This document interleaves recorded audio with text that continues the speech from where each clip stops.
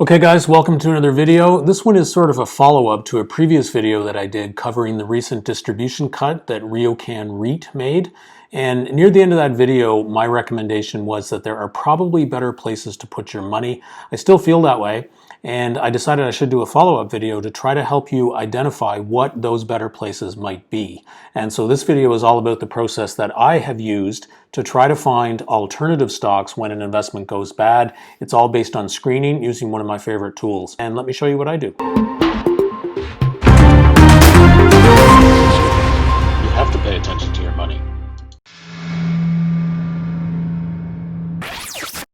So if you've seen some of my previous videos, you've probably seen me use a tool that I like to use called Portfolio 123. It's a pretty broad scope investing platform with all kinds of information and very, very useful tools. The one I'd like to show you today for this particular purpose is the screener. Now, this is probably a lot like other screening tools that you might have seen. It's very focused on fundamentals, and it allows you to define different criteria to weed out stocks that don't match the rules that you're particularly interested in. And so I have a very basic screen here that I've put together, and you can see I have 4 rules set up here in my screener. And I'll just go over these briefly. I know these can look a little bit daunting or unfamiliar. It almost looks like code to a degree. And while you can certainly construct sophisticated screens that almost look like coding, you don't have to go that far. You can go with some fairly simple rules if you like. And I think these are simple enough. Right off the bat, what I'm looking for in a REIT is that it has to pay some kind of dividend yield. So I'm asking right here that the yield be greater than 0, so it pays some dividend. The second rule here is matching what's called a GICS code, and in this case the code 60 here is just real estate. So right away I'm narrowing down my list of stocks to real estate stocks that pay a yield. So you can see where we're homing in on the idea of a REIT. And so the next thing I'm asking for is dividend growth over the long term. So there's 3 separate rules here that are all joined together by AND clauses, which is a really nice feature of this particular screener. So here I'm asking for the dividend percent change annually, that's what the A is, to be a positive number. So this means that I want the stock to have increased their dividend in the last 12 years, over the last 12 months. And I'm also asking for a dividend increase over the last 3 years, compounded, of more than 0. So in other words, over the last 3 years, they've also increased the dividend in that period. And finally, going back to a slightly longer time frame, I'm looking for the same increase over a 5-year period. So taken together, this rule is looking for a consistent track record of having grown the dividend payout over time.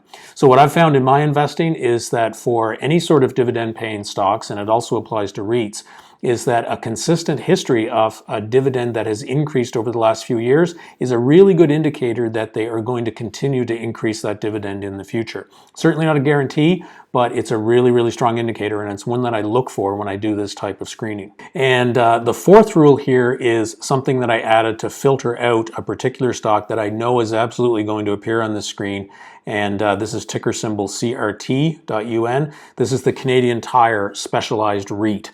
I have no interest in investing in that guy. It's a very specific and specialized REIT, and it doesn't really fit my investing criteria for the purposes of this one, so I screened it out right from the beginning. So these are some basic rules. Let's see what we get when we run the screen on these ones. So it looks like I've got 17 REITs that have matched this category. So if I scroll down here and take a look at them, you can see the ticker symbols over here, the name of the REIT, and then a bunch of statistics that are getting at some of the things I was screening for. You can see here the dividend change annually, 3 years, 5 years, and this is the indicated annual dividend. So this is what it's paying in the current year, and some other metrics over here. This is the yield, by the way. So this is the actual dividend yield this guy is paying. So for example, Plaza Retail REIT is paying a 7.78% dividend. This is higher than its historical average yield, which was down around 6.5. So right here, we can get a ton of data that just scanning through gives us a sense of what's up. Hey, this is a little bit higher than normal. Oh, look at this. This payout is actually lower than normal, which would indicate that the stock is doing better price-wise than it has in the past. So you can sort of scan here and get a sense of all kinds of data. But really, what I'm seeing here in this screen is that I've got 17 stocks. This is really too broad. I'm only interested in narrowing down to a handful of picks that I'm really looking at digging further into. So this is too many results. So what I want to do here is I want to cut back the sheer number of results that I've got. So one of the things I'm going to do, and I thought it was on here, but it's not, is I want to filter by market cap. One thing that I've found with REITs is that the smaller REITs are a little bit too volatile for my purposes. And so I'm going to add a rule here. I'm just going to stick it in this existing rule that says, and the market cap must be bigger than 500 million. So this rule is quite nice. I use it frequently in scans where I'm looking for large cap companies or larger cap. 500 million is not that large. But if I add this and then I go up here and I rerun my screen, we can see what happens. Clear those results and rerun it. So I'm now down to 13 stocks. We've weeded out some of the smaller ones. And if I look down through this, I've still got too many. So one thing I'm going to do here to tighten it up is on this rule, I have asked for at least a little bit of positive growth. So what if I ask for a little bit more? So over the 3-year, I'm going to say that I want at least 1% growth over a 3-year period. And I'm also going to tighten up the 5-year period. So 5 years, I'm going to see what happens if I ask for at least 3% growth rate over 5 years. And I'm just going to leave this one at 0 and see what happens. So I'll clear that and rerun my screen. Oh, okay.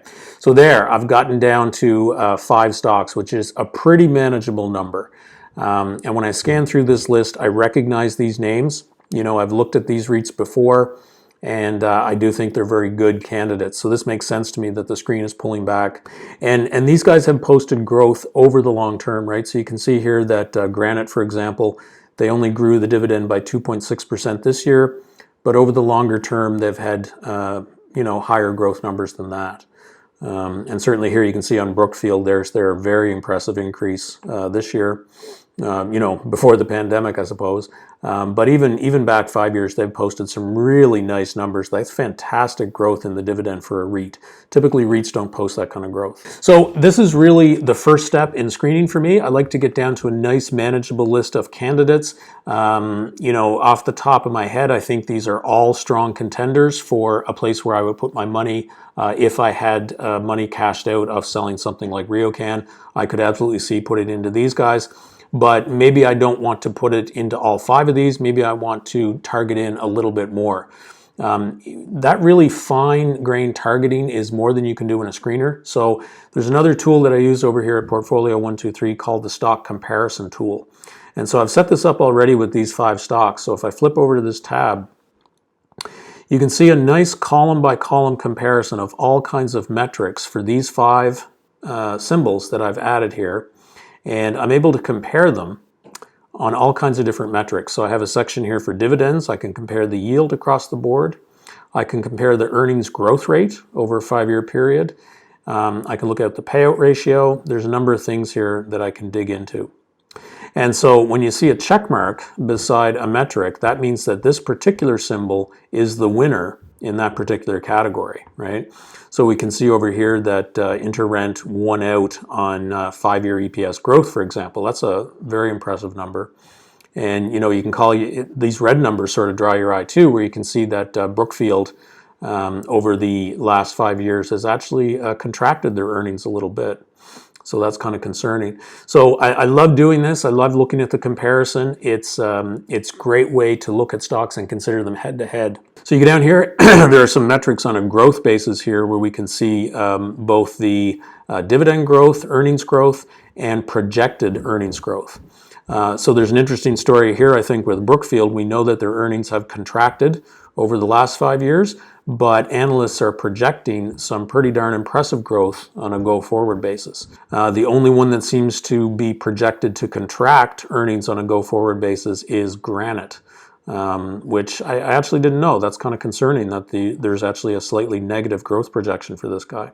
And finally, profitability is a metric that I like. It's a little bit less applicable to REITs. REITs are more focused on cash flow than net profitability for a lot of different reasons, but I think it's still useful at least on a comparison basis. And you can see here that InterRent is the most highly profitable of all of them based on these 3 metrics, and Brookfield would be the least. I also like to measure volatility in REITs. Typically, REITs are not volatile, and you can see that in these numbers. The standard deviation across the board is low. The Sharpe ratio, that's a different measure of volatility. Again, it's low across the board. So if I was looking at these overall, the comparison tool also gives me a nice score down at the bottom.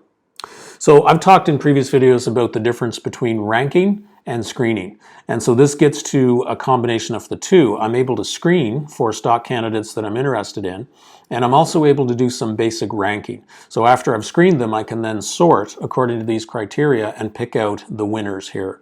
And so clearly this guy, InterRent, is the top scorer. He wins on 7 of these key metrics. And it looks like Granite is the loser at 0. And then these guys are coming in at 2, 2, and 3 respectively. So, that said, even though InterRent is a standout and Granite is at the bottom of the pile, I still feel comfortable about all of these. But based on the numbers I'm seeing here, in terms of where I want to put my money, InterRent is certainly the leader. And if I look down here and I look at the dividend growth track record, some of the earnings growth that's projected go forward, even though the yield is pretty low today, I think there's a track record of growth, and certainly there's some good growth forecast. So if I was willing to accept that lower yield, InterRent is certainly a good candidate. If I was more interested in aggressive growth, I think I'd be leaning more towards Brookfield over here because of the currently high yield, the nice track record of having increased that yield, and the really nice growth projection that's coming out here. So you can't totally go by the score. I think that it's an indicator, but there may be some metrics that are more important or less important to you. My own thoughts on Brookfield, I'm pretty bullish on them just based on some of these numbers and the projected growth in the years ahead. It's actually one of my favorite REITs. So guys, that's it. That's my story. That's how I select these companies that I invest in. I think any of these guys are good alternatives to RioCan. They're better places for your money. I think I'd be comfortable investing in any of these guys. I hope this helps. If it did, give the video a thumbs up. Consider subscribing if you haven't. Ring the bell, and I'll see you in the next video.